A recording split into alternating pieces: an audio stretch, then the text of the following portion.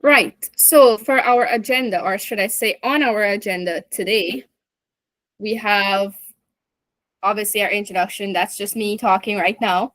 We have a bit on sentences, clauses, phrases, all the parts of speech, a bit of alphabetical order, and then the next part of our class will be what was I going to say? Narrative writing. Yes.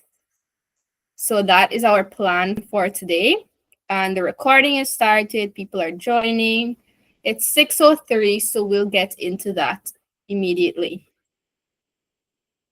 Good. So, sentences. So later down, I'll actually give you a definition for what a sentence really is. But before we do a definition, we could analyze the parts of the sentence. And when it comes to simple sentences, we have two main parts, the subject and the predicate. And you would hear about that a lot, subject and predicate. They're like the two halves of the sentence, the two parts of the sentence. So let's see what is the subject and what is the predicate. So we have some tables here. So we have for the subject, a simple subject and a complete subject. So for the simple subject, that is the noun or pronoun that identifies the person, place, thing, anything like that that the sentence is about. That's a simple subject. That is the word itself, right? Or maybe it could be a group of words. So if we're talking about a person, we have a person named Sarah, then if we say Sarah is jumping, then Sarah is our simple subject. However, if we want to say something like New York is known as the Big Apple, then New York, which is actually two words, would be considered a simple subject. Those two words on their own are the simple subject because they describe the name of a place. But when we come to the complete subject, that is the simple subject and all the words that describe it. So if we have the short boy is very rude, right? The short boy is very rude. Simple subject in that scenario would be the boy, right? Well, boy alone. Boy would be our simple subject. But if we want to talk about the complete subject, then we would say the short boy. Let me just write that in case it's hard to visualize what I'm talking about. So what color should I do? Today I'm feeling purple. Okay. So as I was saying, we have the short boy is rude, right? Let's say that is our sentence. And we need to identify what is the simple subject and the complete subject. We said that the simple subject is a noun or pronoun that identifies the person, place, or thing, right? That the sentence is about. This sentence is about the boy, or I'll just say boy alone. That's what the sentence is about. So I'll just put a little box around boy. That is our simple subject. So I'll put a tick next to it so we know what we're talking about. Now we want the complete subject. That's the simple subject and all the words that describe it. So that's the short boy. That's our complete subject. The complete subject includes the simple subject and all the words that describe it. So that's it on that part. And let's scroll down a bit and see what we have next. We have the predicate. And the predicate contains the verb that explains what the subject is doing. So if we say, the kind girl is sharing her snacks, right? Let's say that is our sentence. Our simple subject in this case would be the girl. So that's the simple subject. So I'll just put SS, simple subject. Our complete subject would be the kind girl. So that would be our complete subject. Then we want the simple predicate and the complete predicate. The simple predicate contains only the verb, right? And we know when we're doing verbs, we have helping verbs as well. So somebody tell me, and we will do parts of speech next. That's next on our list. But before we do that, let me just see what you remember, since this is revision. What's the verb in this sentence? The verb or verbs? In the kind girl is sharing her snack. Sharing. Sharing. Good. Sharing, right? So sharing is our verb. So that would be our simple predicate. And then we want to know what the complete predicate is. That's the verb and any modifier. Modifiers like a helping verb or an adverb. Those are what we call a modifier. That would be the entire is sharing, because that's telling us when it's happening. She's currently doing that. So that's our complete predicate. And you know that this doesn't really come in your exam as like a question. Like they wouldn't say outright to identify the complete predicate. But this is very important for you to understand when you're making your sentences, that you don't have it all mixed up. So that's bit on the subject and predicate. And we have some examples, so we'll see more. So look at these two examples. First, we have the cat sleeps on the couch. The complete subject is the cat, right? This is our complete subject. Our simple subject is just the word cat. Our simple predicate is the verb alone, sleeps, but our complete predicate is basically everything else in the sentence. So actually, let me scroll up here and let me actually correct what I put here. So the complete predicate would be everything from is. Let me change the color. Is, this is the complete predicate, is sharing her snacks. That's the complete predicate, but the simple predicate is the verb. So that's why we say, for this sentence, the cat sleeps on the couch. Cat is a simple subject. Sleeps is a simple predicate. The cat is the complete subject. And sleeps on the couch, basically everything else that is in the subject is the complete predicate. Let's look at my friend is reading a book. The complete subject is my friend. That's this part. The complete predicate is everything else that is not the subject. Or should I say the complete subject? It's just everything else remaining in the sentence. So let's do a subtraction. Let's say we have a maths problem. Let's structure it like a maths problem. Let's say find the complete predicate. Let's say that's our question. The formula for finding the complete predicate is the sentence minus the complete subject. Right? So if we take the sentence and we minus the complete subject, our answer is the complete predicate. Right? So we have our sentence. Our sentence is my friend is reading a book. And we want to know what the complete predicate is. So first, let's find out what the complete subject is. It's my friend. So if we have the sentence and we subtract my friend, we get everything that's left being the complete predicate, which is reading a book. So that is it on the subject and the predicate. It's revision, of course. So any questions there? Again, these are not terms that are necessarily things that you have to memorize, and you have to know these words exactly as they are. It's just for your own understanding. So everybody kind of understands that. Any questions before I move on? No? Okay.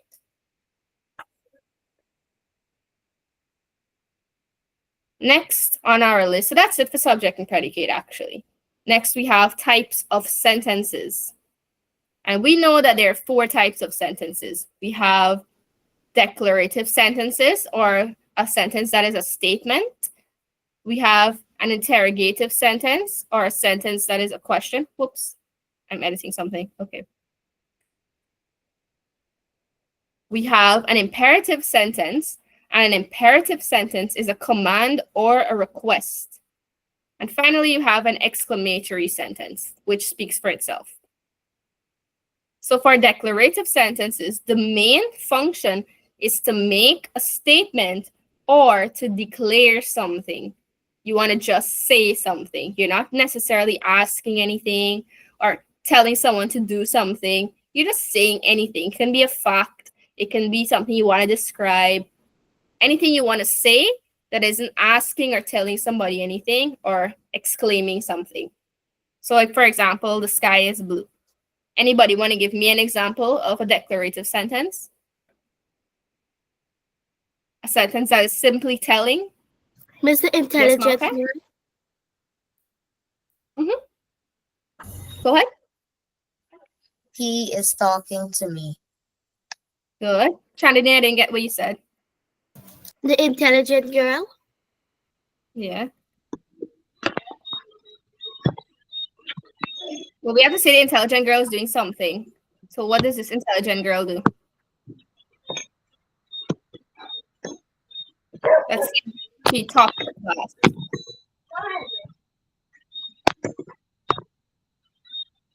The intelligent girl on her own is not a sentence, so we just added in top to her class. And yes, those are two declarations. They're two statements. Michael, you want to add something? No. Okay. So good, that is a declarative sentence. Next, we have interrogative sentences. And these sentences, their main function is to ask a question. So if you see that question mark at the end, you already know it's an interrogative sentence. Then sometimes in your exam, they would leave out the question mark. They would ask you to put in the appropriate punctuation mark at the end of the sentence, right? They'll give you a sentence and you would know what the sentence is. You have to read it and figure it out. So an example of interrogative sentences, we have one example here. Are you ready? We're asking that question. Now, this is how the exam would bring it sometimes. They would ask, or tell you rather, fill in the blank with the appropriate punctuation mark. Right? This is what they would tell you. And then they'd give you the sentence, are you ready? And they give you a blank. And you need to read that sentence and figure out whether or not they want a full stop,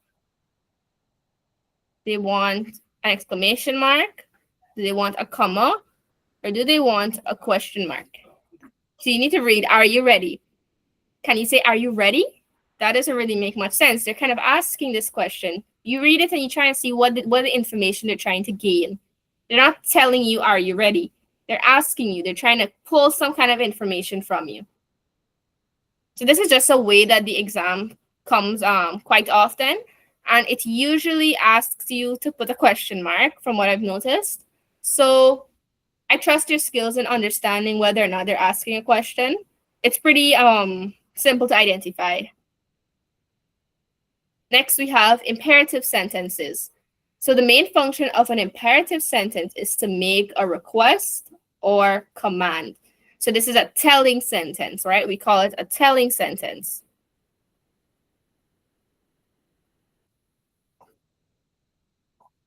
Example, please sit down, or wash your hands,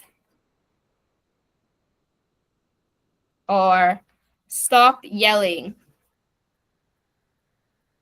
or do not enter. Oh, I put a capital in the middle of the sentence. Look at me. Do not enter, right? All of those are imperative. They're telling you to do something or to not do something, right? So it's commanding. And finally, we have exclamatory sentences, where the main function of an exclamatory sentence is to exclaim something, like to shout or to yell, to scream. Imagine that. Imagine screaming, shouting, and yelling. And that's what we mean when we say exclaim. For example, we have, what a beautiful sunset. And we put a big exclamation mark there. What a beautiful sunset. What a beautiful sunset, you know? We could say, hooray. If you see hooray, you know that you're going to put an exclamation mark at the end of that.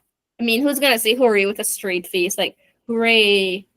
it's still gonna kind of be an exclamation. It's a little weird. Why are we gonna put a question mark? Hooray? Maybe hooray, maybe not. I don't know. Things like, oh no, we put a question, an exclamation mark, or whoops, an exclamation mark. So all of those are exclaiming, and we have longer sentences like I got full marks, right? And in your exam, what you'll also notice is that they won't often give you to fill in the blank for an exclamation mark, because sometimes a sentence could just end with a full stop. But when it does need to end with an exclamation mark, trust me, they're going to make it very obvious. It's going to be a short sentence. They're going to have words like hooray or whoops or what a surprise. And you're going to be able to tell whether or not they're trying to exclaim or shout. So you'll be able to see that. It's very obvious. They won't make it in a way that there could be two answers. So good, that is it for our types of sentences. So we have a little exercise here, just 4 questions. I want you guys to tell me the type of the type of sentence. You could type it in the chat, or you could type it in your book, write it in your books. Just put number 1, the type of sentence. Number 2, the type of sentence. You don't need to copy this back. I'll give you 3 minutes to do that. So 6:22. Give me the number and the sentence type. Okay. Sweet.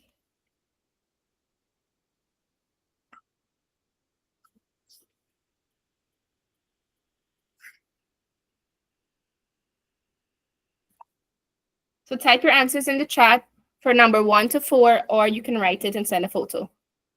Anything that is convenient for you. And we will mark it.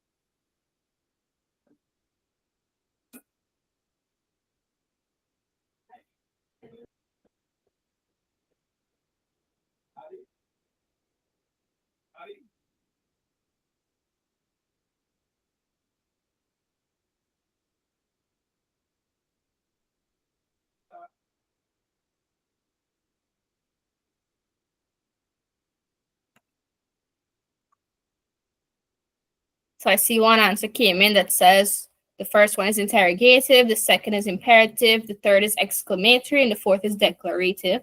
So that's one person's answers. Do the others agree? Let's see what the others say.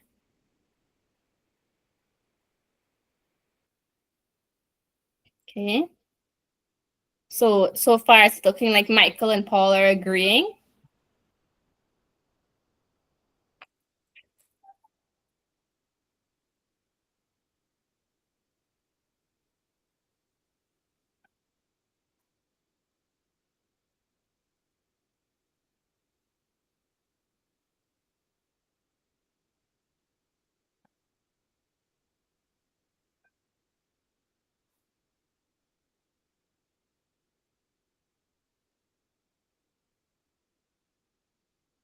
Okay.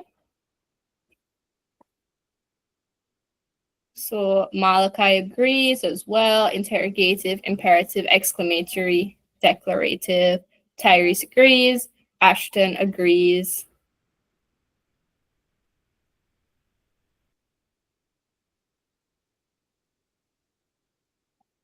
Serenity agrees. Sakari agrees. Okay. So we're saying everybody having the same pattern for number 1 to 4 so far. So it's 6:22. So let's check and see whether or not those answers are correct. So I will scroll and we will see. And very good. They are all correct. So number 1 is interrogative. It's asking a question. There is an obvious question mark. Number 2 is imperative. Wash the dishes faster. We are giving a command. Number 3 is indeed exclamatory. Yes, Johnny, you have it correct as well. So yes, it is indeed exclamatory for number 3. We have an exclamation mark. And number 4 is a fact. We are just telling someone something. By the way, is number 4 true or false? Anybody can answer.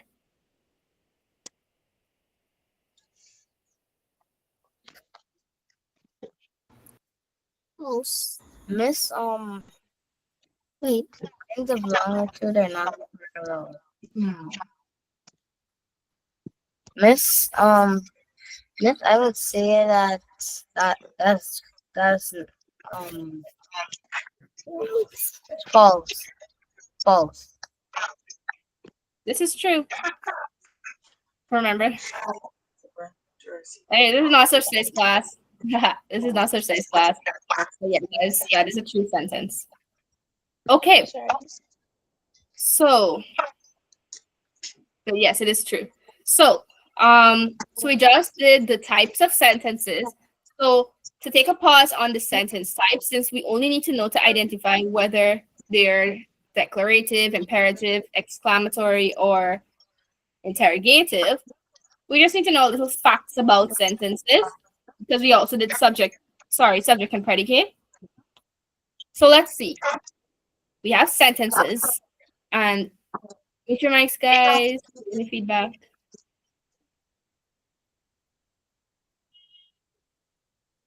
Okay. I lost my trail. Okay, yes. So we have regular sentences and we have negative sentences. And negative sentences are those which contain these words: no, not, none, never, nothing, neither, nor. Things that are just being negatives, being no, being not yes, right? Not yes, Michael? You can't put two negative words in a sentence. Correct. So that's a rule when it comes to negative sentences. So let's say a negative sentence rule. You cannot have two negatives. Right? You cannot.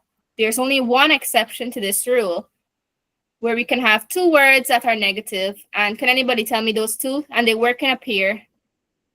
They work in a pair. Neither nor. Yes. Neither nor, either or.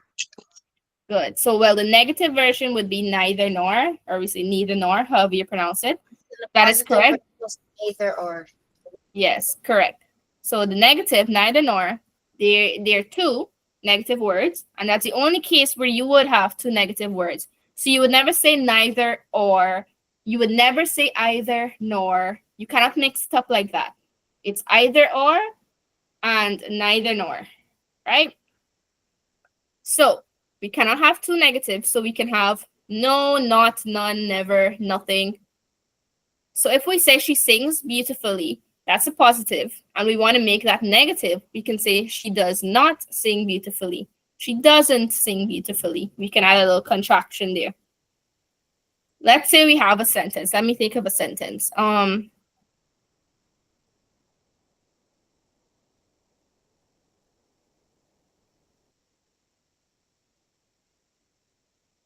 going to give you I'm going to give you a sentence, actually, and then you're going to tell me whether that sentence is correct or not.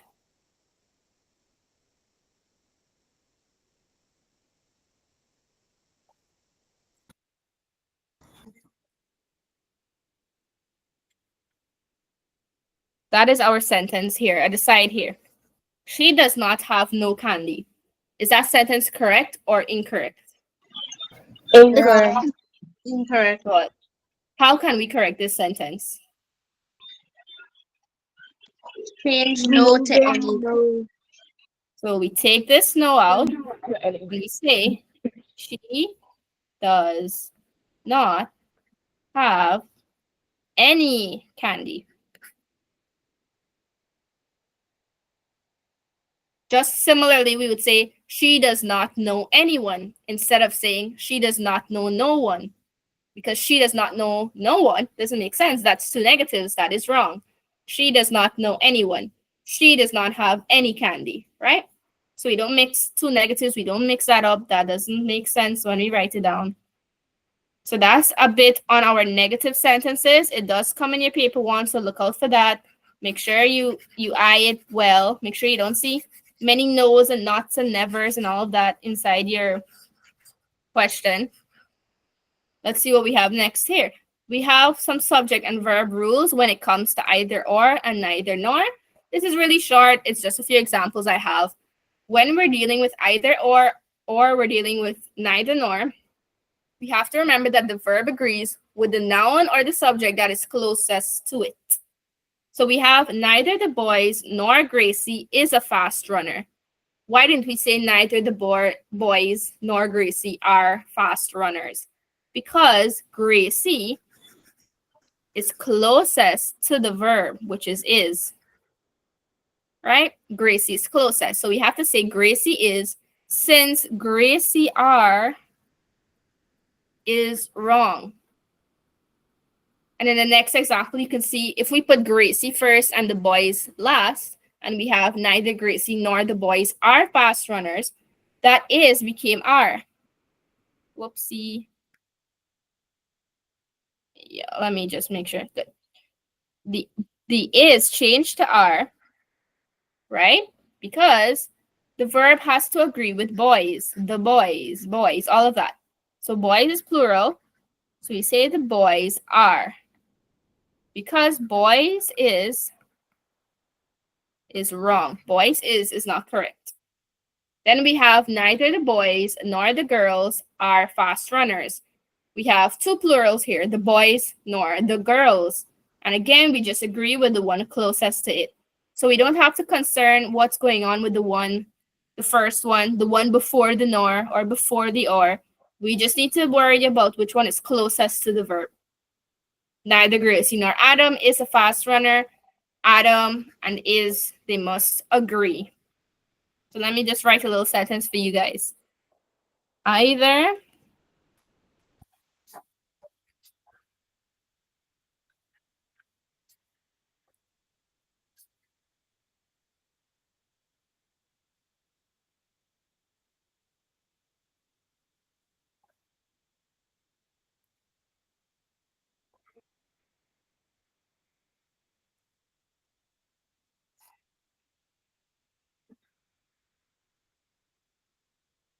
wait,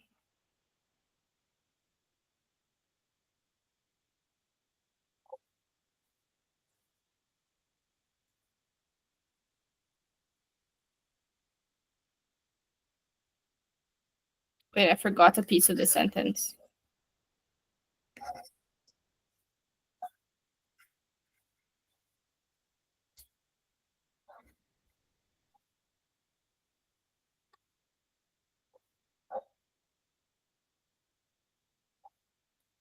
So our options are take and takes. So we have either Jackson or the Charles siblings something the bus to school every day. Say your answers. What do you think it is? Take or takes? Take. Take. Let's do a tally. Let's do a little tally. So right now we have 2 for take. Anybody on takes yet? Sorrenti says take as well. Take. Another person take. Take. Yes, I heard you, Michael. So we have 4 people for take. So take seems to be our winner. Ashton says take as well. We have 5 on take. We're not seeing anybody for takes. Are we sure?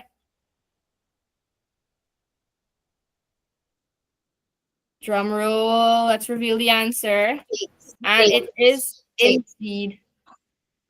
The answer is take. Yes.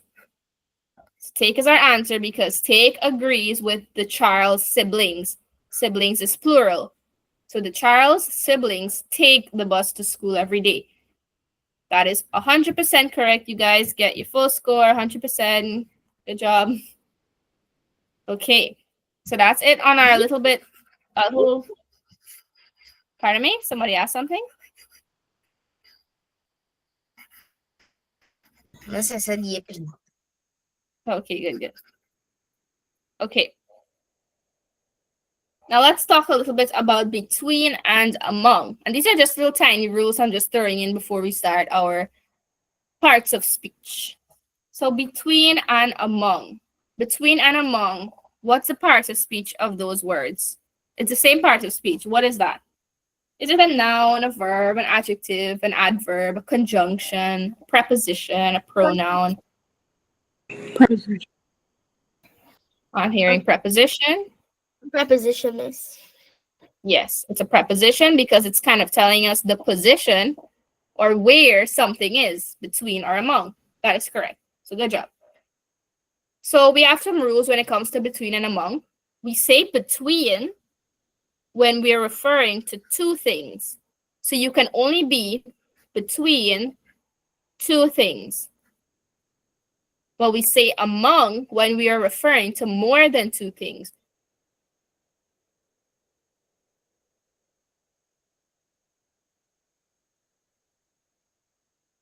Right? So you are among the trees in this case. However, you are between the buildings. So you are between two things, but you are among more than two things, right? So we have some examples. She was standing between Mary and Peter. So Mary and Peter are two persons, 1, 2. She was standing between those two persons. Then we have, I will be at the office between 8 and 6 o'clock.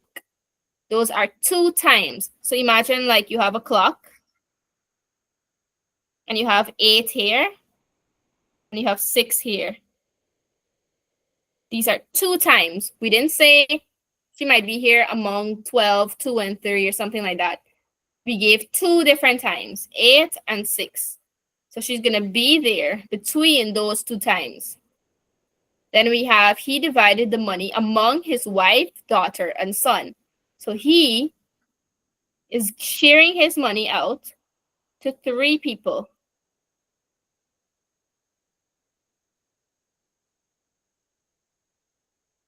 Right? 3 people. 1, 2, 3. He's sharing it out to 3. So there's no between here. There's more than 2 people going on here. So it's among. Next, we have the monastery is hidden among the trees. Now, they didn't tell us if it's 3, if it's 4 trees, however much trees. However, we can't assume that there are only 2 trees. So we can never say the monastery is hidden between the trees. We have to assume here that there are many trees. So it's a whole forest maybe, right? So the monastery is hidden among the trees. Something wouldn't be hidden between 2 trees. And we didn't specify that it's 2. So when we didn't specify that it's 2, we just choose the higher number, among. But this question here might get you a little confused. Our home is between the woods and the village, right? So tell me why this one is between and not among, since we don't know how many trees are in the woods.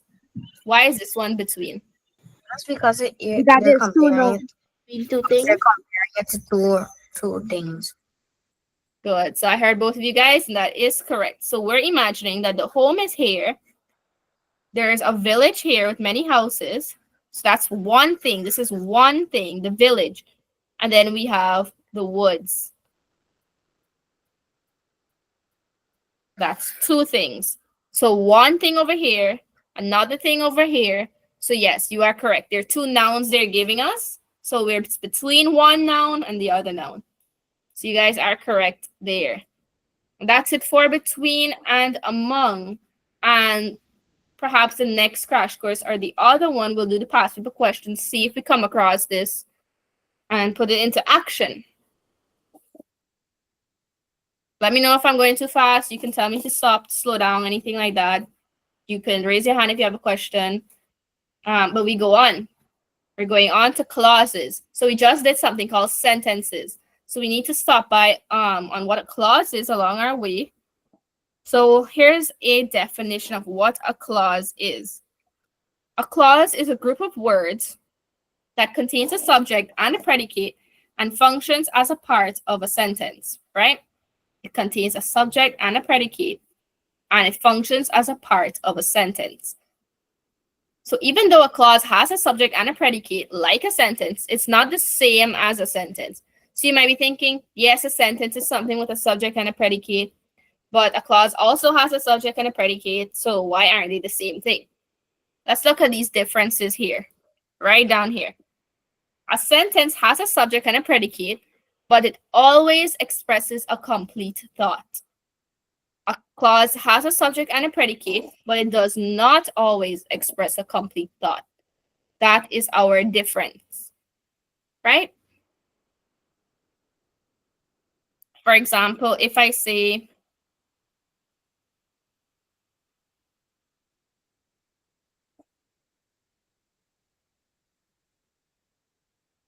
this is one sentence, so this is sentence one, and then we have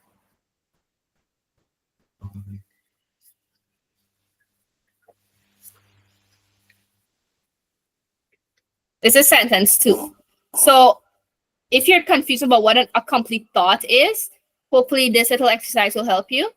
So first, number one, the first sentence, for sentence one, does that sentence to you sound like it's expressing a thought? Do you understand what that sentence is trying to say? Is it saying something that makes sense, although he was sick? It's not really making sense. Like something seems like it's missing. Although he was sick, what happened? What else happened? What's going on? We need something else. That can't stand on its own. We can't stick a full stop here and say, boom, we have a sentence. It doesn't work like that. Although he was sick makes no sense. It is not a complete thought. So the first one is not actually a sentence. It's a clause. It has a subject. He is a subject. It has a predicate, was sick, but it's not giving us an entire story. It's not telling us something complete. It's missing something. We feel as though it's missing something. So it's a clause. But the second part is he was eager to play. Now that makes sense. He was eager to play. Fine, we get it. It has a subject. We have a predicate. We're fine. This makes sense. We're good. This is a sentence. That is a complete thought. Now, something to note is that a clause is a part of a sentence. So this, although he was sick, can be added to a sentence, and then that sentence would make sense. So a clause is a part of a sentence. So if we add, let's say we have now, although he was sick, we can put a comma here instead of a full stop, and we can add, he was eager to play. Now you see this clause was added into this sentence, and it's now a larger sentence. It's a longer sentence. It's now a complete thought, this entire sentence, and that clause is although he was sick. Now look at this funny thing. Now that we combined that clause and that sentence, we made a longer sentence. He was eager to play is now not a sentence anymore. It's also a clause now when we put it into this format. Now we have two clauses here. And that brings us to the next thing. There are two types of clauses. Dependent, which does not express a complete thought, and independent, it expresses a complete thought. So dependent is what a clause is, yes, and independent is what expresses a complete thought. So an independent clause can also be a sentence if we take it out. If we pull it out of the sentence, if we take an independent clause and pull it out of the sentence, it would become a sentence on its own. What do I mean by that? We said although he was sick doesn't make sense on its own. It's not a complete thought. So automatically, although he was sick is a dependent clause. It depends on the rest of the sentence to make sense. Then we have he was eager to play. That's an independent clause. If we just take out he was eager to play and put it on its own, it would make sense as a sentence. So it expresses a complete thought. It's an independent clause. And I have an example again. We have here, she went to the store because she needed groceries. So both of these highlighted sections are clauses, but we'll see which one is dependent, which one is independent. So the independent clause is highlighted in the yellow, which is she went to the store. That means it could stand alone without the other half of the sentence. We don't need the blue part now. If we take out that blue part, it would still make sense. She went to the store. It expresses a whole thought. But if we want the dependent part, that is because she needed groceries, that cannot stand alone. If we take the yellow part out, because she needed groceries doesn't make sense on its own. It depends on the yellow segment to be a whole sentence, to make sense, to express that thought. So that is what we call a dependent clause. It depends on the other clause. So that is it for clauses, actually. We have some more examples, so let's go through that, and we'll see if you have questions. So we have, although it was raining, they continued playing soccer. We have, although it was raining, is our dependent clause. Because although it was raining, if we were to pluck that out of the sentence, and let's say we wanted it to be its own sentence, we just say, although it was raining. That cannot be a sentence. It doesn't really make sense on its own. Although it was raining, we're missing something again. So it's a dependent clause. It actually depends on this other clause. They continued playing soccer. They continued playing soccer can be its own sentence. So that's independent. It doesn't need the although it was raining. It doesn't need that part. We can erase all that and it would still make sense. That's why it's called an independent clause. Let's look at the second example. And in this example, we have two independent clauses and we don't have a dependent clause. So I finished my homework and then I watched a movie. If we were to take out this and, which we can do with conjunctions, remember this is a conjunction, we can take this out. We have I finished my homework, which is an independent clause. It can stand on its own. We could also have then I watched a movie. That also makes sense if you take it on its own. It expresses a complete thought on its own. So we have two independent clauses right there. So that's it on clauses. You guys are quiet while I was talking about that. So I assume, and there's some confusion. Is everybody okay with that? Or do you want another sentence to do? Yes. You okay? Yes, miss. Okay, great. Again, this doesn't really come in your paper one as like a question. They're not going to give you a sentence and say, identify the independent clause. This is for you to understand that when you're writing your sentences, you have to make sure it makes sense. You cannot put a sentence in your compositions that just says, although it was raining. You're going to lose marks for grammar. So just remember, you cannot have a clause and pretend it's a sentence. You need to have an entire complete thought. That's for your own writing benefit. And we're finally going to reach parts of speech. And we're going to go through parts of speech pretty fast because it's just revision, revision, revision, revision. So we have noun. A noun is a word used to name a person, a place, a thing, or an idea, right? And it's essential when we identify that person, place, thing, or idea. So types of nouns, we have a proper noun. For example, New York is a bustling city. So it'd be a place name or a person's name or a pet's name, right? Or a brand. KFC is a proper noun. You won't put KFC in common letters, right? The name of your school is a proper noun. You won't say that whatever school with a common letter. For example, Queen's College, you won't say common Q for Queen's College.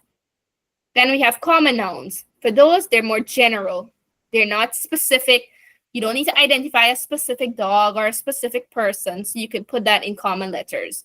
However, if you wanted to say the dog named Max, then dog would still be common, but Max is identifying a specific dog. So you would say capital M for Max. Yes, we love KFC. Okay, concrete noun. She smelled the flowers. So a concrete noun is something that you can taste, you can smell, you can touch, you can hear, and you can see. A concrete noun is something that you can experience with your 5 senses. That's what makes it concrete. It's real. It's not a fake thing that humans made up. It's not a feeling or anything like that. It's something that's very much real that we can experience with our body, with our 5 senses. That's a concrete noun. So flowers, we can touch a flower, you can smell a flower. An animal is a concrete noun. A food or a drink is a concrete noun. A perfume smell is a concrete noun. A gas is a concrete noun. All of those are concrete. And then we have the opposite of concrete nouns, which is an abstract noun. And those are feelings and emotions like freedom and happiness, things that you can't really touch or experience with your senses, but that you feel rather, things that your brain would make up, things that your heart would feel. Those are abstract. Then we have compound nouns. We know like there are two words that we put together: toothpaste, cupcake, birthday, all of those. And we have collective nouns: team, flock, group, batch. All of those are our collective nouns. Next, we have verbs. A verb is a word that expresses an action, occurrence, or state of being. A state of being is like saying she is sad or she was sad. That idea is a state of being. She was sad. She is sad. That's her state, right? So a verb is an action word. That's what you know. That is true. It is indeed an action word. So we have action verbs like she ran to the store. We have linking verbs like he is a teacher. She was sad. We have helping verbs like are going, is sharing. The is and are especially is, are, was, were, plus a verb. So is sharing, are sharing, was sharing, were sharing. These are your helping verbs. We have the present tense, we have the past tense, we have many tenses. We have the future tense, which is will and shall, right? Then we have adjectives.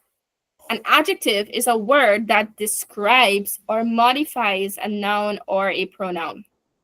Modifies is like what I was saying, kind of to describe or add to. So modify kind of means to add to something, right? And the adjective adds to a noun or a pronoun. So instead of saying the boy, we want to modify this noun. We were going to modify it. We're going to add to it. We're going to describe it. We'll say the short, plump boy. These two words are adjectives. We just added to boy, so we made it a little more descriptive and enjoyable to read. And that's what an adjective does. So adjectives describe what kind, like what kind of boy, what kind of car. She has a red car. They also describe how many apples. There are 3 apples. How many coins do you have? You have 60 coins. How many stamps do you have? How many students are in your class? My class has however many students, right? There are 3 apples on the table. My class has 6 students. 6 would be your adjective. Then we also describe which one. Will you take this book? Will you take that book? Will you take those shoes? Will you take these shoes? Right? Those are adjectives.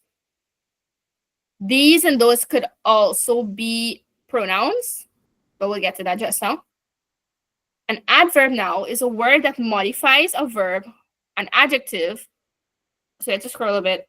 Let me make this a little smaller because it kind of came over on the other page.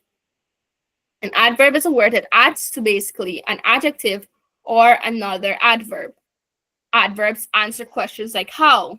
Example, how fast did he run? He ran quickly, he ran carefully. Or when did he run? He ran now, he ran yesterday. He will run soon. Soon is an adverb. Where will he run? Will he run here? Will he run there? Will he run everywhere? Those are adverbs. Will to what extent? Completely, very, quite, extremely. And another thing to note is that adverbs are your ly words. So when you see adverb, you see ly at the end. Lovely, happily, merrily. Once you see that ly, it's an adverb, right? So we have an example. An adverb can add to a verb. It could describe a verb.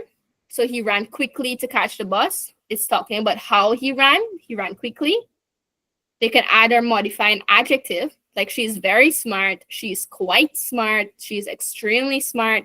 It's just saying how smart she is. And smart is the adjective, so we're saying how smart. It can modify another adverb. So instead of just saying the teacher spoke clearly, where clearly is already an adverb, we can say how clearly she spoke, quite clearly, extremely clearly. All of those are adverbs. Both words are adverbs. Then we have when. We'll meet tomorrow. We'll meet soon. All of those. However, if we say we'll meet on Friday, Friday is not an adverb, so please don't get that wrong. Friday is a noun. The only adverbs are like tomorrow and soon and now and that kind of thing. And finally, adverbs describe where. The children played outside and all of that. Where did they play? Outside. Outside could also be another part of speech. Does anybody know what part of speech outside could be? That where? Preposition. Preposition. Yes, that is correct. Preposition. So these are important for you to look into a sentence and be able to find out what part of speech it is, because you often have to do that in your tests. They give you the options. You have to say what is that part of speech. Okay, we have pronoun. A pronoun is a word that takes the place of a noun to avoid repetition. So it takes the place of a noun. What does that mean? If we have a sentence, Sandra left home early because Sandra wanted to get to school on time. Look at that sentence. Does that sentence sound smooth to read? Sandra left home early because Sandra wanted to get to school on time. Do you think that's a good sentence? Miss, I think you could change Sandra to she. Yeah, miss. Good, yes. So we'll take this Sandra, since we want to start the sentence off with Sandra. We want to know who we're talking about. But the second Sandra is sounding a little odd. We can replace that Sandra with which pronoun? She. She. Good, because she is the female pronoun. So we put she here instead. Sandra left home early because because she wanted to get to school on time. That was a much more enjoyable read. Sandra left home early because she wanted to get to school on time. We were able to not repeat that name, but we still understand that we're still talking about Sandra. So that's what a pronoun does. So we have personal pronouns. She is my best friend. We have demonstrative pronouns like those. So we said those, this, that. Those could be adjectives. They could also be pronouns, but you won't be asked to describe those at this level. We have reflexive pronouns like myself, herself, themselves. Once I have that self at the end, it's reflexive. Then we have relative, the student who won the prize, or if we have whom, or which, or that, those are called relative. So that bus, or the horse, which is very majestic,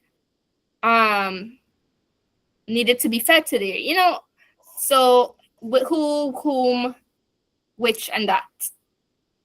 And finally, we have indefinite pronouns like everyone, anyone, no one, someone, right? Those are pronouns. Someone,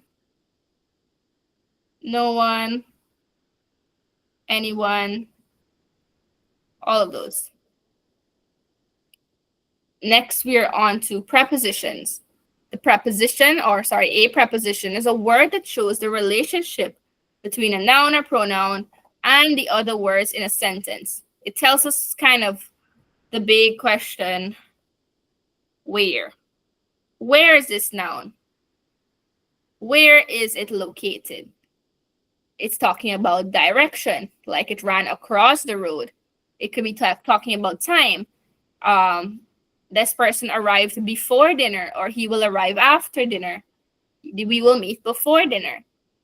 Location, it is on the table, it is off the table, it is under the table, it is below the table, it is besides the table, right? Besides, sorry. And we have the spatial relationship. Spatial relationship means, imagine we have a house like this, right? We have a window here. So I'm drawing like a fancy building here. This is the ground. And let's say we have a person stand up in this corner here, and there's like a table here. This little cube looking thing that looks pretty strange is called your space. Just like in your house, just like I'm in this room, right? Where am I? I'm in front of that chair. I am besides this door. Besides, sorry, I don't know why I keep saying this. Imagine that you're in a space, and it helps to tell you where this noun is in that space. So he stood beside the door. That's where he is in that space. That's what the preposition does. It answers that big question, where. And you have your examples up there. This my teacher also use the term fanboys. Fanboys is for conjunctions. So we'll get to that next. So a conjunction is a word used to connect words, phrases, or clauses. And we have different types of conjunctions, like we have coordinating conjunctions that connect the words, the phrases, or clauses of equal importance. Equal importance means independent clauses. You remember just now when I was showing you an example where we had two independent clauses, we had an and in between, and I told you we could take out this and get the two independent clauses. So there are specific words, specific conjunctions that are used and are put between two independent clauses. And those are for, and, nor, but, or, yet, so. And that creates this acronym called fanboys. F for, A for and, N for nor, B for but, O for or, Y for yet, and S for so. And those are between your independent clauses. And also, if you want to remember your conjunctions in general, fanboys. We also have something called subordinating conjunctions, and those are ones that connect dependent clauses to independent clauses. So you remember every time we had a dependent clause, we had like although. We can have because and since and when and if. Those are the ones when you add it, you can't just take it out and erase it and say, okay, it's independent now. So yes, that is I lost my trail for a second there.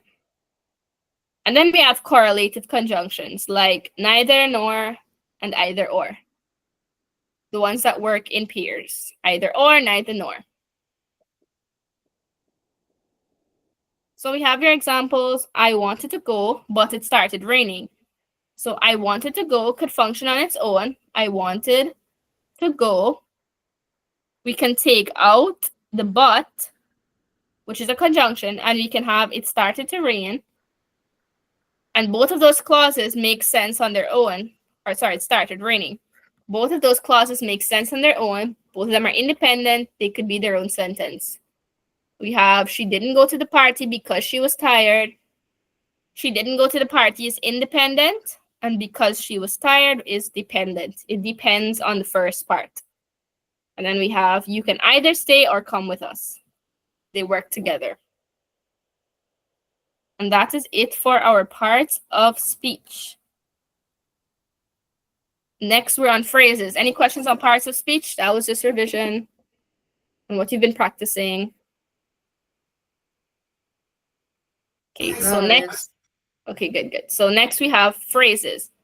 So we had sentences, we have clauses, now we have phrases. A phrase is a group of words that functions together as a single unit within a sentence. Like New York is a phrase. It's two words, but it is one subject. It is one noun. We cannot just have new, capital N, or York alone, unless we're talking about something else. New York functions as like a unit. New York, right? Unlike a clause, a phrase does not contain both a subject and a verb. So we don't have both a subject and a predicate. We don't have a subject and a verb. We only have maybe a noun, a set of verbs, a set of adjectives. We only have a set of one part of speech. We don't have both a noun and a verb. We don't have something that's a clause or a sentence. Remember we said a clause and a sentence, while they are different, they both have subject and predicate. However, a phrase does not have both.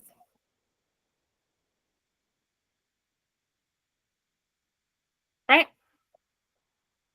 So what do we mean? There are several different types of phrases, like a noun phrase. So the tall, handsome man is a noun phrase. All of that is just a noun. It's describing the noun. It has an adjective, yes, but there's no verb. It doesn't have both a subject and a verb. It has an adjective and a noun. Or should I say adjectives and nouns? We have verb phrases, which is she has been working. All of that is talking about the action. There's no subject there. There's just a verb and, the words describing it. We have adjective phrase, covered in chocolate. So we can just say the chocolate cake. That would be an adjective, chocolate. But we want to say the cake covered in chocolate. That entire phrase is an adjective. We have an adverb phrase. She finished the race in record time. It's describing how she finished the race. Instead of saying she finished the race quickly or swiftly, in record time is a phrase that also describes without having to end in ly, anything like that. And we have prepositional phrase: on the chair, below the table, under the tree, up the tree. Those are prepositional phrases. So you can just look back at your note if you ever get confused. A phrase does not contain both a subject and a verb. A clause does contain both a subject and a verb. Are we good so far? We all good so far?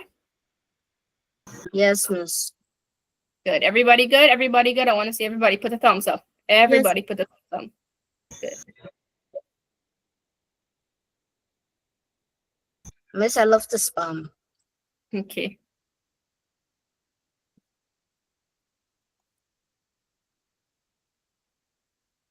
So I take it everybody is fine right up until this point. So after phrases, we're going to go into alphabetical order. So what is alphabetical order? It's the arrangement of words or the sequence of the letters from A to Z. And we see it in dictionaries, indexes, directories, all those kind of things. So when you're doing Miss, I like alphabetical order. Miss, I like alphabetical order. That's good. That's good. So when you're doing alphabetical order, you break the words down by their letter. You try and remember A, B, C, D, E, F, G in your head.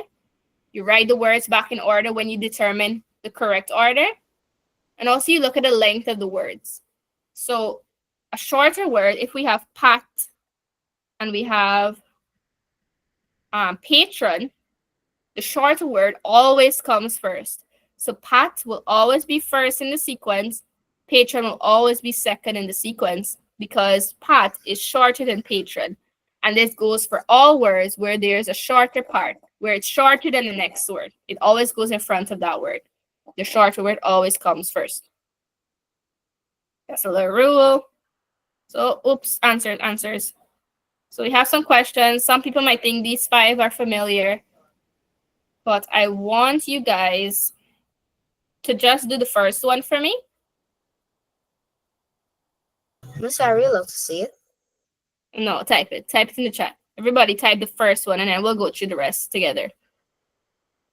Everyone put this first one in the correct order.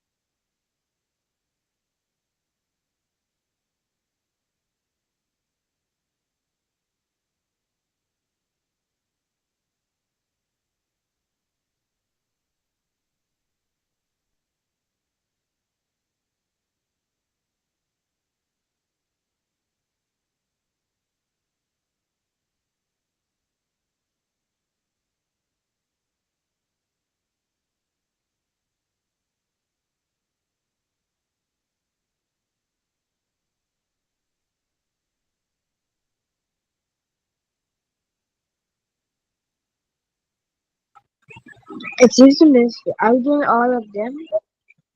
No, just the first one, just number 1. Okay.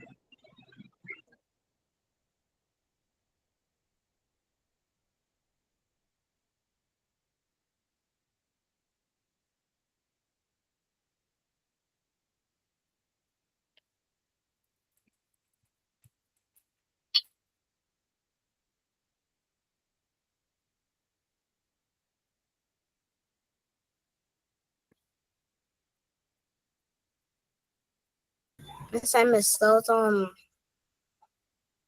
Miss, I missed out on. Okay. You also left out a word. You only have 4 there.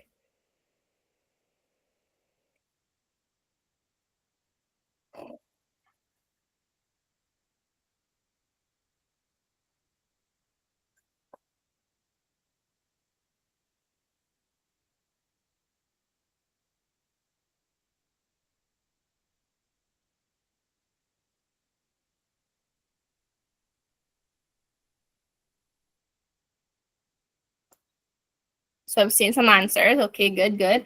So let's start working it out. Let's see what it is. So first, we know that all of our words start with P. So we have to go to the next letter. What's the next letter? S. All of our words also have S as their second letter. So we need to eliminate PS from all. So we can go to all and just scratch out this little PS. And we judge them based on their third letters, right? So first of all, let's see what we have. We have 2 whose third letters are A, which is the first letter of the alphabet. We have Sam and we have Samist. We said that the shorter word comes before the longer word. We said that Sam is short, Samist is the longer word. It has an IST. So therefore, this one comes first and this one would come second in that sequence, right? And since their third letters are A, they are first and second in our list. So we have Sam first. Whoops. Then we have Samist. Next, so we could take out these 2 now. Next, we have 2 Y's and we have an E.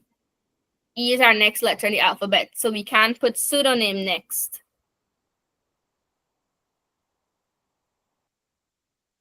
What else do we have? We have psychic and we have psychology left. So also these words have Y, so you can scratch out that Y.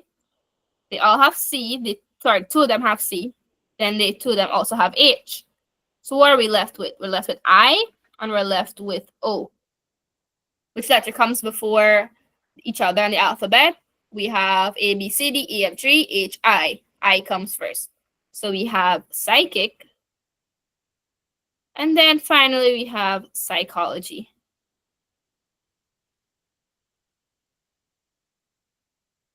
Right?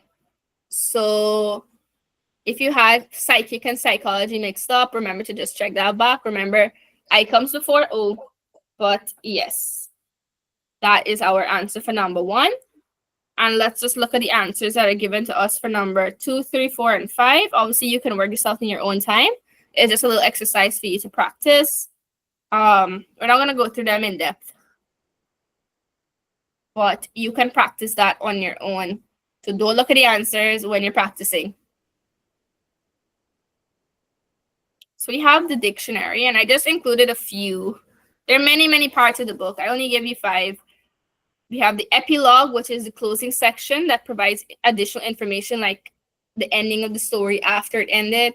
We have an appendix, which is extra information like charts or documents.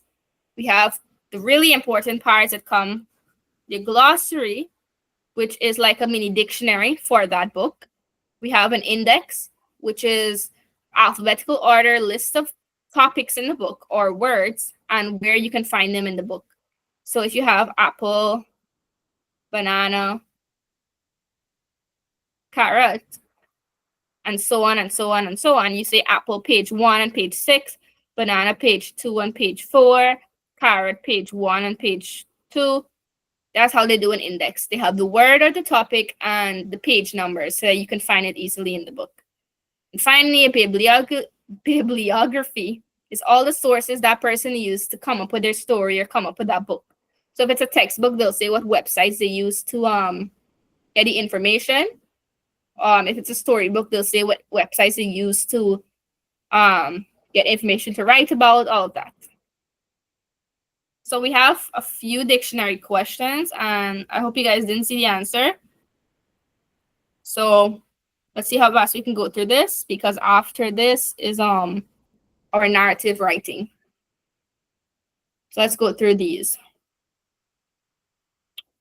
So the first question, the top of a dictionary page reads candid to cannot. Which of the following words would be found on this page? A candle. Candle. So we have somebody that's saying candle, but the others.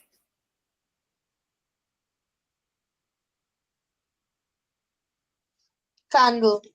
Miss Candle. Okay, so we have 3 for candle so far. And let's scroll and see if that is correct. And that is indeed correct. Candle is correct. All right, let's see the second one. Which word would come first in alphabetical order? A hint, they all start with H-O, so you need to go to the third letter.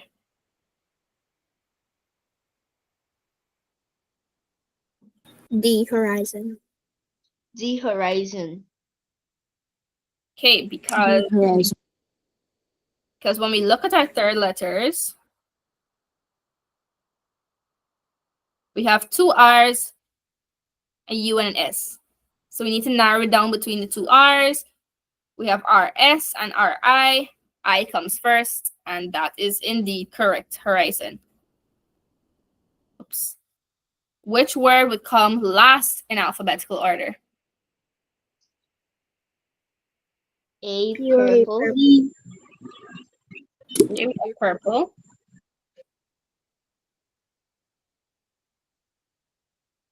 And let's see if purple is correct. Purple is correct because all start with PU.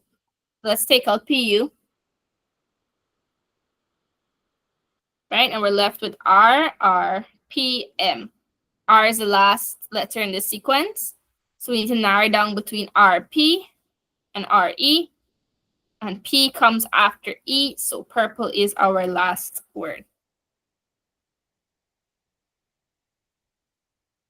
A dictionary page starts with frantic and ends with fraternity. Which of the following words would be found on that page?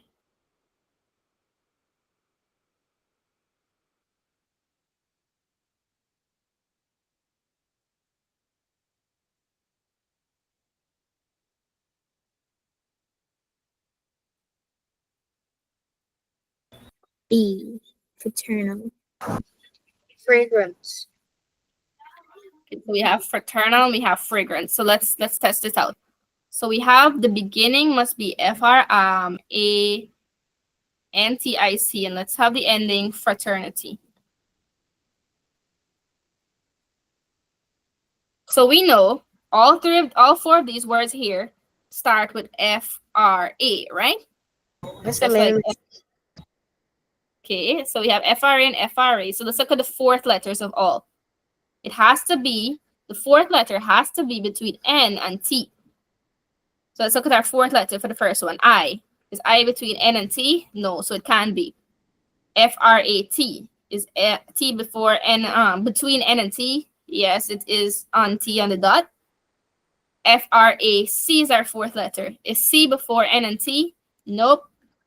And fragrance, G is our 4th letter. Is G before N and T? Between N and T, sorry, no. So B is our answer, fraternal. Let's see our last question. Which of these words would appear between bargain and barrier in a dictionary? C bark. Okay. So we have bark so far. Bark. So it has to be between G and R. So C is automatically out. C is before G. Bar stool. S is after R. That's wrong. R is indeed in that range. So yes. BARE. E is before G. That is wrong. So our answer is indeed bark. Everybody understand or was that fast? Let me know. So we seem so far so good. Okay, so we're gonna head into the next part, which is going to be narrative writing. So before we do that, take a 3-minute break. So 7:20, we're gonna start narrative writing.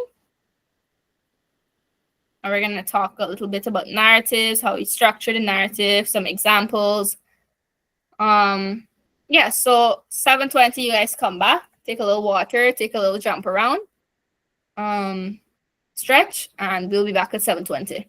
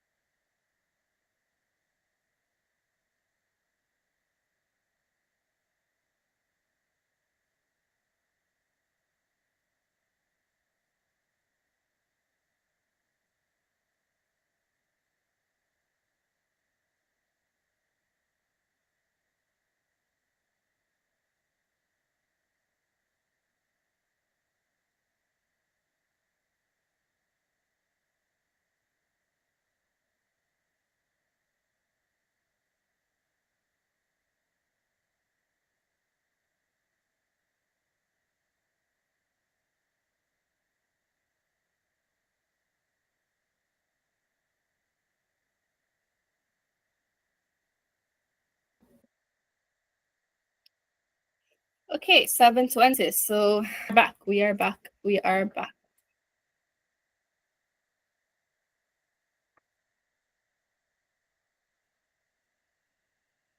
Okay. So for these next 40 minutes, we're gonna look at how we do a narrative story. It's a type of writing, and we're going to look at some. I keep losing my thought. We're going to look at some examples of some stories, and the stories I'm going to show you are not past paper questions. They're just ones that I made up, and we'll just see how you write it. They're based on past paper questions, though. They're very similar to the ones you will see on your exam. So narrative. So this is what a narrative really is. A narrative includes stories, dialogues, and incidents as imaginative outlets, meaning that they don't have to be real. A narrative is something as a story that you tell that doesn't need to be something based on a real event or a real person. It can be something that you just made up. It's just a way for you to take your imagination and put it down on paper, right? There are some key elements when it comes to a narrative, like a setting. This is where the story takes place, and you need to describe your setting. We have the action, that is what the character or characters are doing. You have the dialogue, those are the words that the characters actually speak, and those go in your quotation marks. And then we have the characterization, and those are just your characters in the story, the people in the story, even the animals, the pets, all of those are your characters. So if you have a story that's purely about cats and the life of cats, those are your characters. So it doesn't need to be people, it can be your characters in general. If it's an animal, if you're talking about a plant, if a plant is the main character in your story, that is characterization. And let's see the narrative structure.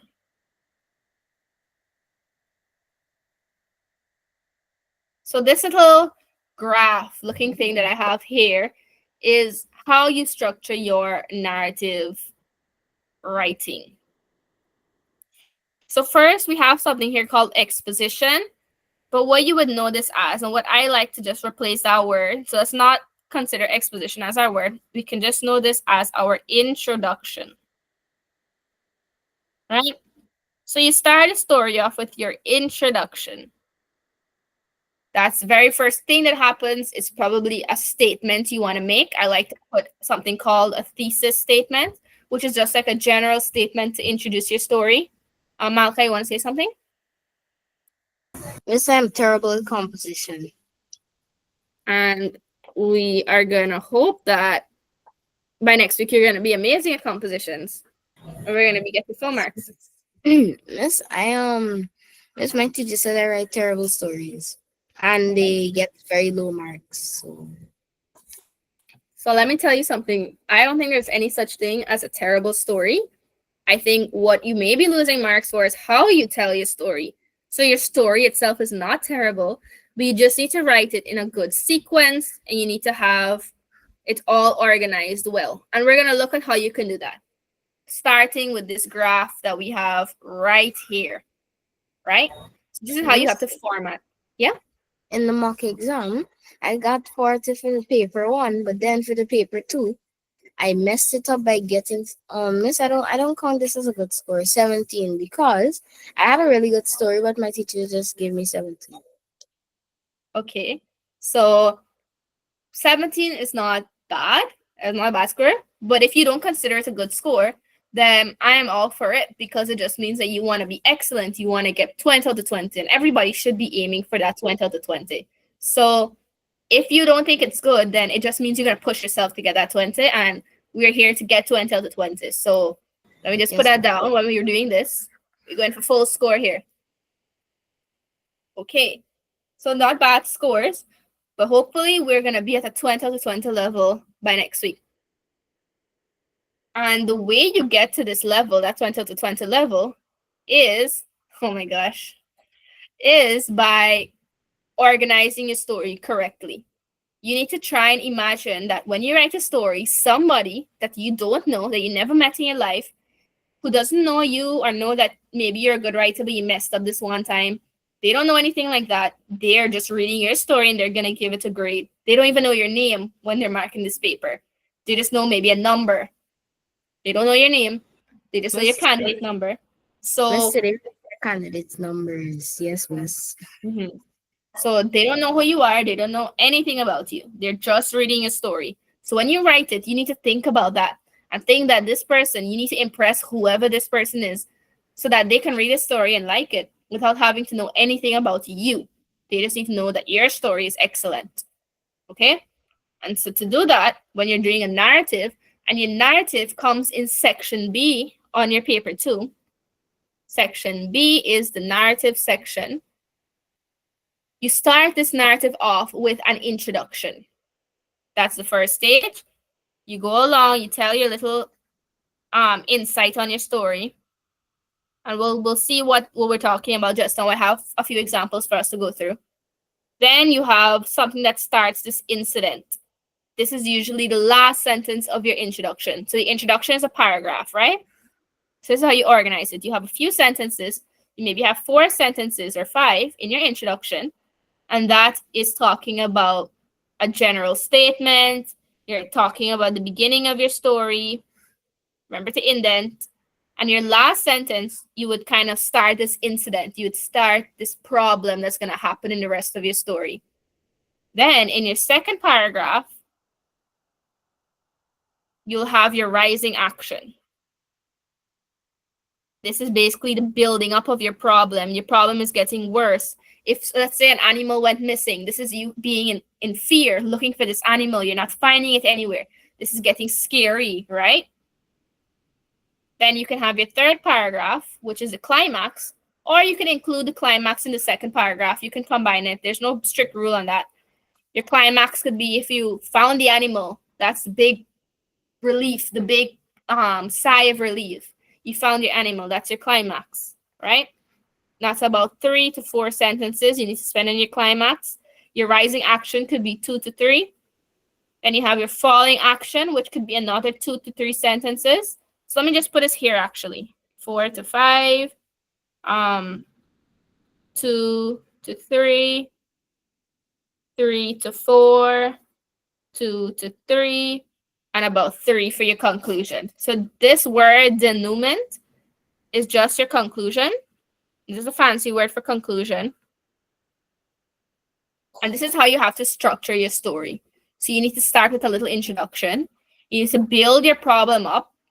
You need to have a climax that you describe in depth. The climax is probably one of the most important parts of your composition, of your narrative. You need to have this climax that's impactful, that stays with the person that reads it. Then when the climax happens, you solve your problem, you kind of calm down, everything calms down, you reach the end. And then in conclusion, you have to kind of reflect on your story.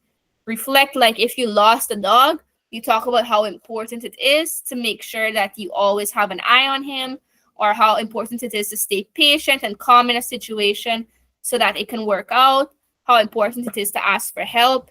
You need to end it with some kind of reflection. So I'm telling you this, you need to put a reflection at the end of your composition, at the end of your narrative.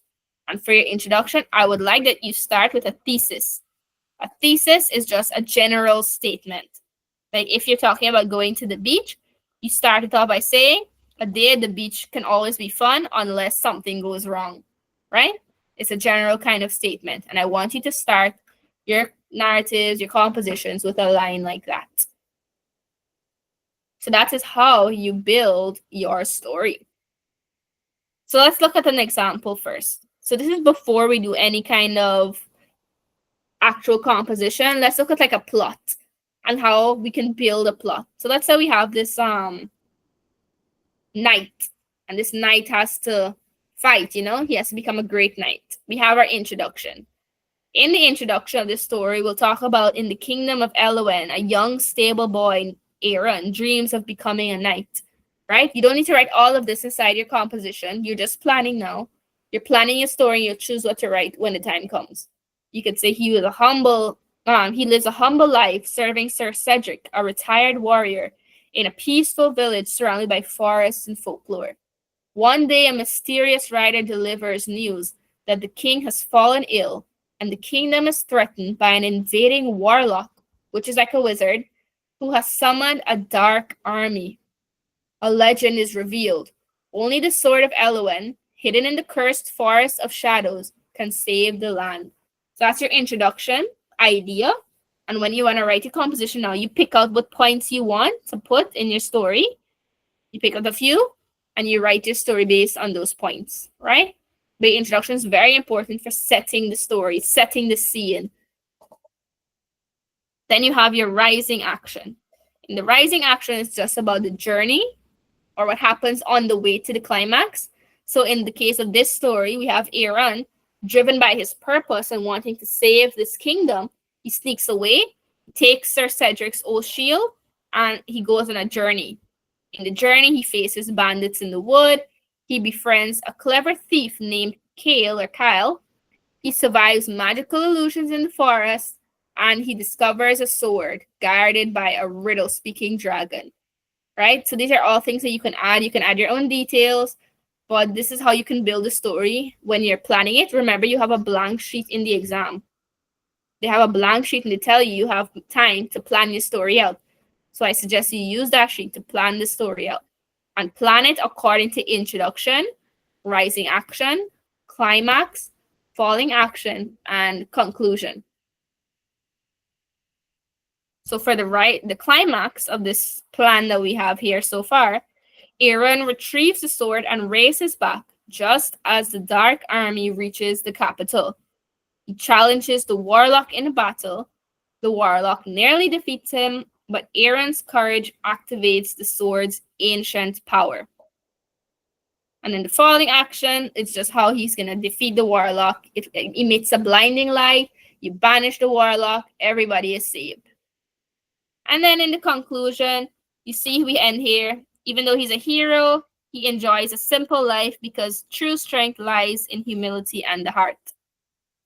So despite everything that happened in this action-packed story, we chose to end it off on a nice reflective note. We want to reflect on the story and the values. We don't want to just leave it hanging. We want to wrap it up nicely. So that's just an example of a plot. So let's look at an actual prompt that you may get in the exam, how it actually looks. So you get section B. Section B is usually choose one of the compositions below, write on 120 to 200 words, give it a suitable title. That's what you're told. So look at this first prompt. We have Sandra's heart beating fast and loud, began beating fast and loud as the sun set. And the instruction is to include that sentence in your composition. And that's all the information you're given. So you have to plan it now. So you go to your page in the exam, your blank page that they give you to plan the composition. And you write down introduction, rising action, climax, falling action, and conclusion. And our falling action is not bolded. Let me bold this quickly. Good. So this is one approach that we can take to try and break down that prompt that they gave us, that instruction that they gave us, and plan how we can write a story. So we can write one story as The Lost Puppy, where we kind of talk about courage and compassion. So this is how we plan it. Sandra visits her aunt in the countryside for the holidays and takes a walk through a nearby trail with her dog, Max. Right? That's how we introduce the story. For the rising action, Max chases a butterfly into the forest and goes missing. Sandra searches but realizes it's getting late. For the climax, the sun sets and the trees grow darker. Sandra's heart pounds loudly in fear of being alone and of losing Max. For the falling action, she hears a familiar bark in the distance and runs towards it. And for the conclusion, Max returns safely. Sandra finds her way back and she's more confident and brave. Right? So that's how we can plan a story. Notice how we have it according to each step. The 5 steps: introduction, rising action, climax, falling action, and conclusion. If you want your full marks, you need to plan it in this way so that your story flows well, so that you don't speak too much on one part and too little on another part, and that you use your words wisely. This is why we plan. So when you write it, you're now going to have an introduction that's half the composition, and your climax, falling action, and conclusion are only one sentence because you ran out of time. You plan it very thoroughly, and you ensure that you put enough time to each part. So this is one way of approaching this kind of prompt, and we have a second approach. This one could be on a game, the final round. So in the introduction, we say Sandra enters the finals of her first national chess championship. For the rising action, she wins her first few games, but now faces the reigning champion. The match is tense and slow. You describe that very well. For the climax, the final minutes tick down. The sun sets outside the window and Sandra's heart begins to pound. For the falling action, she recalls her training and calmly makes her move. And for the conclusion, she wins the match, amazed by her ability to stay strong under pressure. And you see we have a reflection again. We're reflecting at the end. So here's what I want you guys to do for me as a little activity before we go on to the sample composition. I want everybody to give me their own version of an approach 3. So you don't need to give me the theme. You just need to give me your title, what you would name your composition, and you give me what the introduction is, the rising action, the climax, the falling action, and the conclusion. That is your activity. So if you could type it in the chat, do that. If you can't type it and you prefer to write it and send a photo, go ahead and do that. But that is your activity. I want to see how you guys will plan.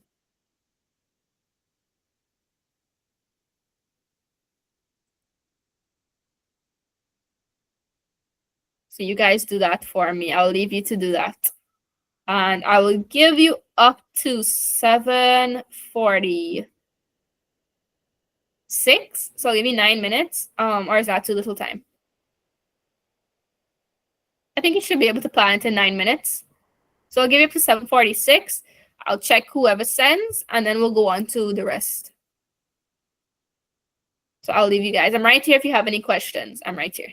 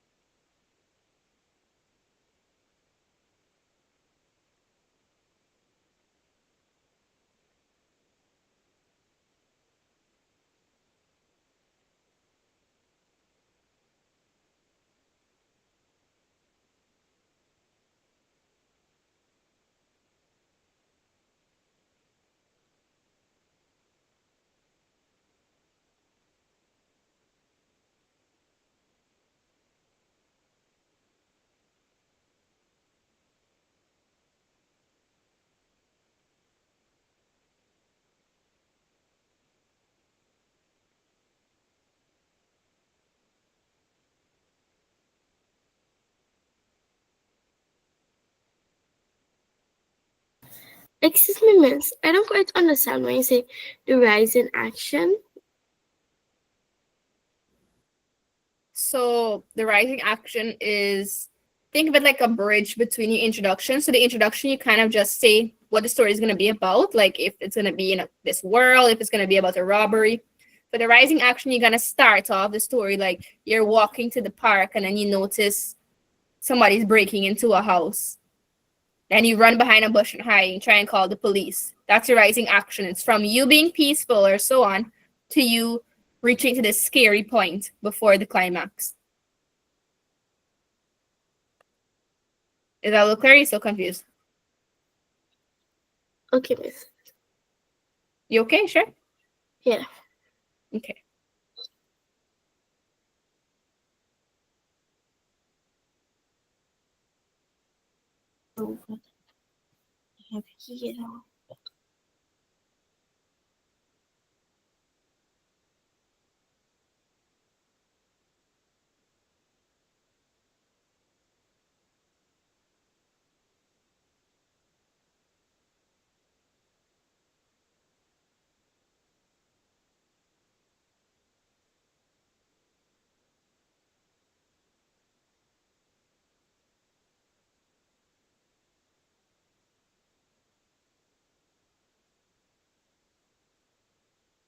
Miss, do you like my story?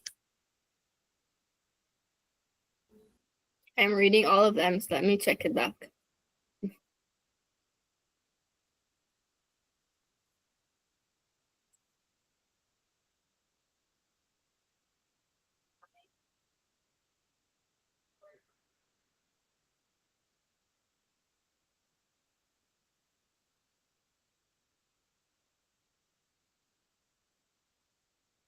I have a very intense story, Malachi, but it's good. It's good. Also, a tip. Then you didn't do this. I'm just saying. Sometimes children get brave in the exam and they think that they can curse, and because the examiner doesn't know who they are, they're not gonna get in trouble. You will lose a lot of marks if you try and put any curse word or anything like that. So do not do that. Don't put anything that is offensive, any bad words, anything that is that is wrong. Don't do that. But you didn't do that. You didn't do that, so you're fine. But I'm just telling you in case you're thinking about doing that. Don't stop you right there. This might miss. My friend is a terrible driver. Mm-hmm. Oh my. Okay, so a good story. Let me read the others.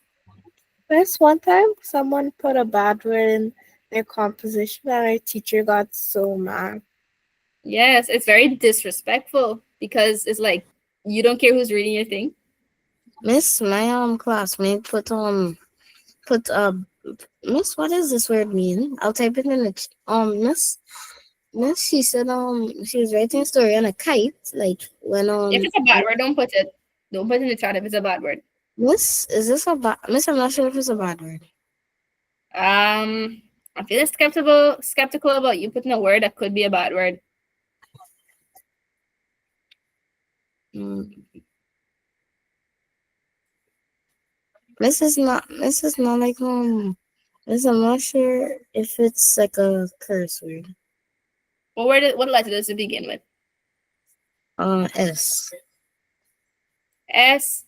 There are many words that it could be. I'm sure you all know what the bad words are. Just avoid it. If it's not like very obvious that it's a bad word, then maybe you can get away with it. But yeah, don't share it. We don't want any cancellations happening in this class. Okay, so I'm gonna check.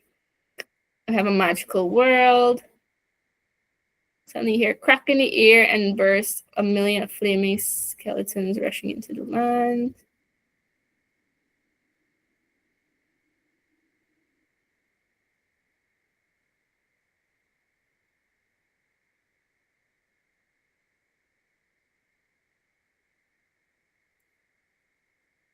But leisurely near a resort. So everybody, you can read each other's stories too, your plans, because it can help to inspire you if you have to write one in the future.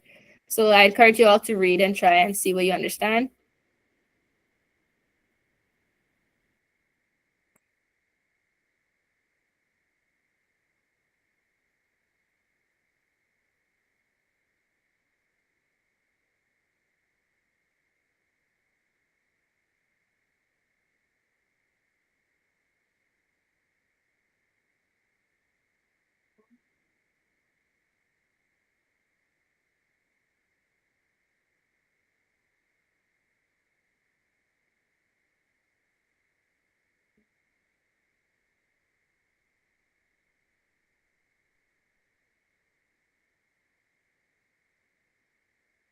Gosh, that's a very high-tech story here. Very interesting. Nice, nice. Okay, so while you guys continue to send, so I've read what you have. I like the ideas that I'm seeing, and I want everybody to also look at the ideas. As I said, it might inspire you as well. So that's why I wanted it to be sent. If you're not done, continue. You can still send it to me, and I will still look at it. I just want to move on before our time finishes. So you can take a pause, and you can still finish it off after class and send me. So here we have a sample composition based on our first approach. So here's how it could be written. So sometimes fear brings out the courage we didn't know we had. So that's our thesis. This sentence here that I just said is our thesis. It's our general statement. Then we talk about our story. Sandra had always loved animals, especially her playful puppy Max. One sunny afternoon, while visiting her aunt in the countryside, she took Max for a walk near the edge of the forest. The breeze was light and the leaves rustled peacefully. This entire part is our introduction.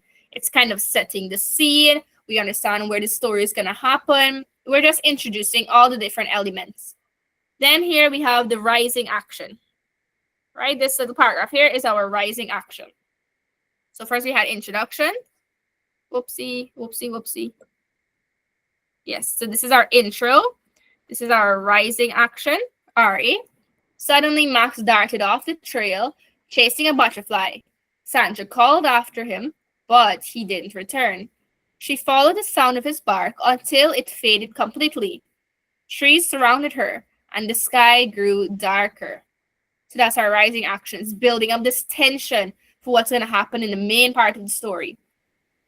Then we have the climax. Sandra's heart began beating fast and loud as the sun set. Panic began to creep in. What if Max was hurt? What if she couldn't find her way back? That's the depth of the worry, right? Then we have the falling action. It's kind of getting resolved. Just then, a rustle in the bushes startled her. Then came a bark. Max, she cried with relief. He leapt into her arms, tail wagging. So the problem is kind of being solved there. We're cooling down from what was the climax. So this is our falling action. Then we have our conclusion. So I'll have CO here and CL here. So for the conclusion, with Max beside her, Sandra followed the trail of broken twigs and familiar trees until the house came into view. Though frightened, she had stayed calm and never gave up. That night, she realized she was braver than she thought. That is our reflection. She reflected on what happened. She realized that she was braver than she thought. So all the events that happened led to her getting this new feeling.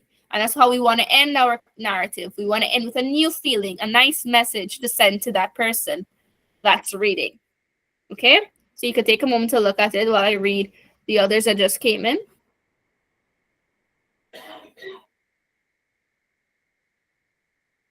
I like your story, Michael. It kind of sounds very Minecrafty.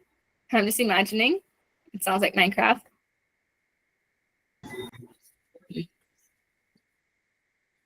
Yes, Minecraft is a good game. It is.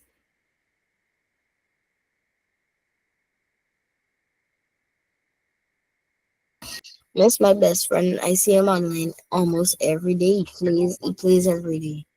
Oh my gosh. He's not writing exams though. Oh, I see. And that makes sense.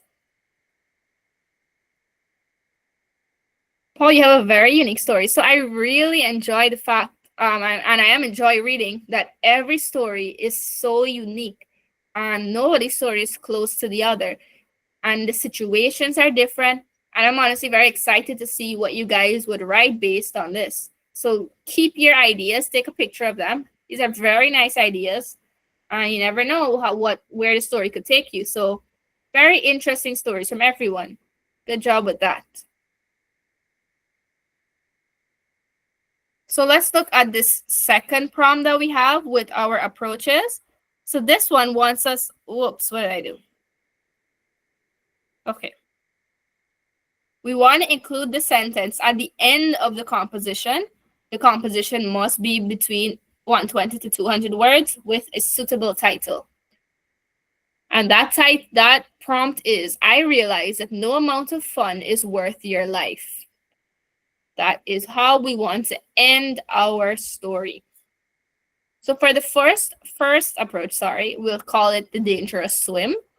We'll start off by saying a group of friends goes to the river for a swim during the dry season.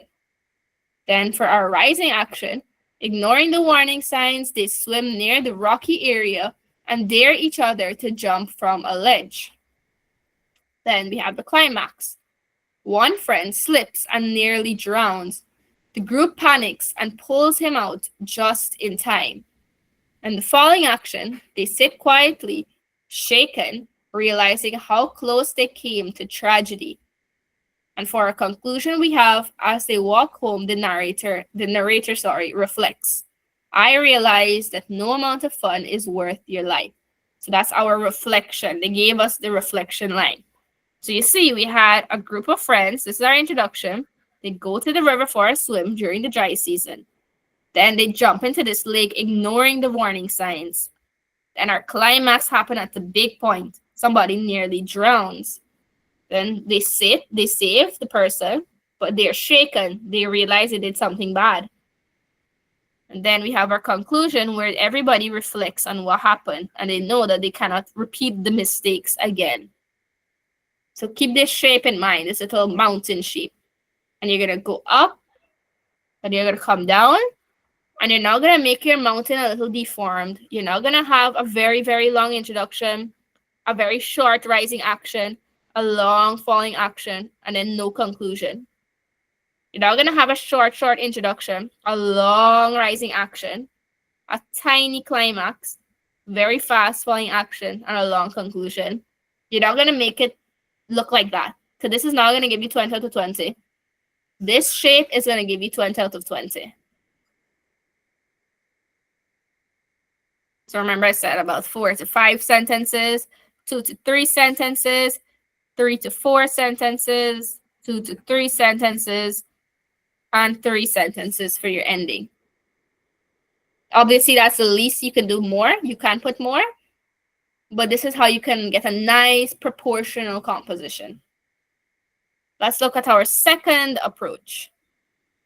We have the roof climb, and this is like about peer pressure and regrets and that kind of thing. For our introduction, we have the narrator and some schoolmates sneak onto the school roof to take pictures for social media. For the rising action, they climb higher for a cooler shot. That's like they're taking pictures and they want the best shot they can take, no matter how dangerous. And they joke around. For the climax, one student almost falls when a shingle breaks loose. And a shingle is basically when you have your roof and you know these little plate looking things on the roof. It's like a design they put on the roof. They're like plates and they could loose off if you try and like step on them or pull them off. But one of these broke and somebody nearly fell off the roof. For the falling action, the fun turns to fear as they help each other down silently. And in the conclusion, they reflect that no amount of fun is worth your life. Okay, so you see we had the same format, a good introduction, a rising action that isn't too long, a climax that's very impactful, our falling action, and our conclusion, our shape, our narrative structure. Remember this structure? It's important when you are planning. And don't take planning for granted. Planning is just as important as writing that composition itself. If you don't plan what you write, it's going to be all over the place. Use that blank sheet that they give you and really think out what you're going to write about. Just like how you gave me in the chat, those interesting stories, plan it out. And so when you're actually writing your composition, you just fill in the blanks. You build it very well and you just have a nice storyline to work with. So let's look at the sample composition for this prompt. Oopsie.